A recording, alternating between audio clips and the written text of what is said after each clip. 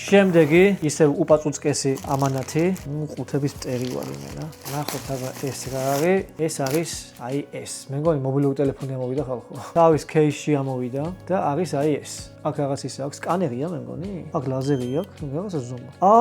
ლაზერია.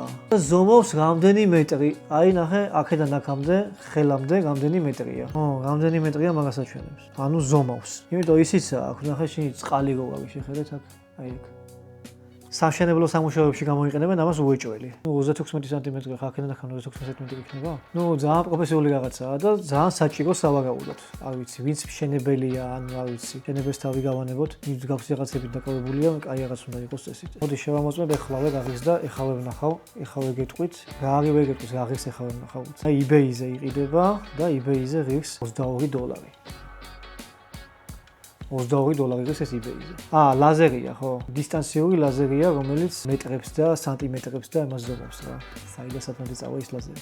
ძალიან კაი და ძალიან საჭირო რაღაცა არის, ანუ $22 აი პატარა ყუთისთვის, რომელშიც გადავიხადე 30 ზლოტამდე, შვენიერი, ძალიან კაი. ლიუშივად ხალხო. შემდეგი, ნახოთ აბა ეს რა შეიძლება იყოს.